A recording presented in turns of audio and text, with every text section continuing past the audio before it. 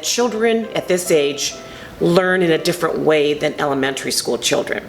They're very sensory-based, hands-on based, cooperative learning is important, being able to ask questions and figure out their own answers. And so with the project approach, the first phase is just getting to know what the children want to know about.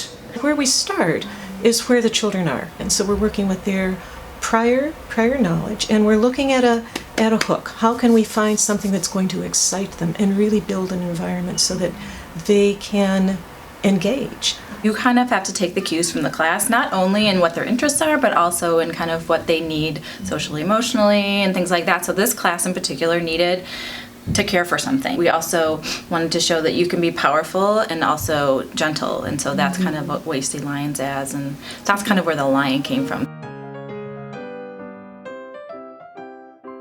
In the second phase, that's when the children start going on a field trip possibly, start creating an area in the classroom that they want to reflect what they are learning about. Of course, that involves a lot of research on the children's part. So they now know a lot about what a grassland looks like, what kind of climate that means. Lions need to be warm. What do they eat? We have to provide food for the lion.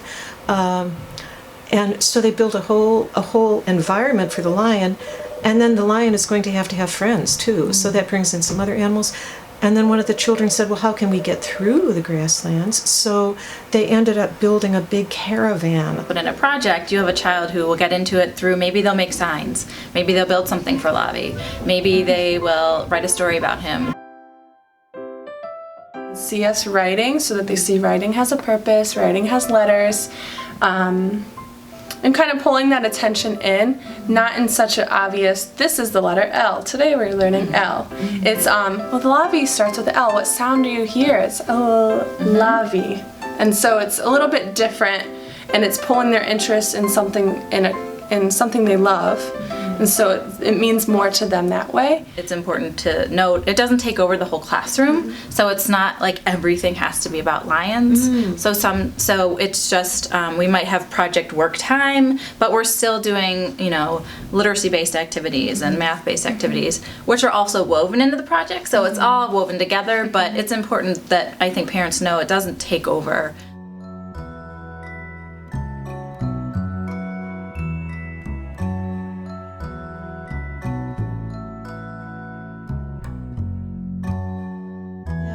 Assessment is really ongoing in the early childhood classroom. Children are developmentally so on such a continuum at this age.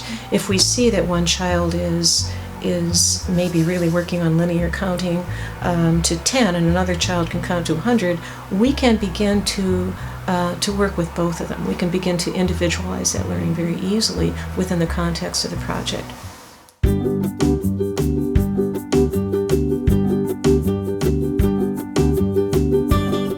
Just a really active and engaging method of teaching, I think, that I've enjoyed. It's challenging, but it's fun. What do you wonder about? We know as early childhood educators that play is their mind figuring out how something is working, which is why children like the box that the toy comes in, because it gives them the idea of it can be anything I want it to be. What do I want it to be? So that play is really important. It's not just, it's playtime now it's work time. Children don't see that differently. They don't see that differently. So being outside and running and climbing and playing tag is just as important as sitting down, writing your name, and drawing. And they have said as much that sometimes they can't sleep at night. They're so excited about what they're going to begin to do the next day. As a parent and an educator, I see everything coming together through a project. All the different learning skills, the reading, the math, the socialization, collaboration, all of those skills come together through project. And I can see that with my daughter as well, because she can explain what's happening in the classroom, and then at dinner, her brother will be talking about what's happening in his classroom, and she'll say, we have a connection. That's happening in my classroom too, and she can explain the connection. And as a parent, that's my hope for my child, that what they learn at school, they can apply to real life.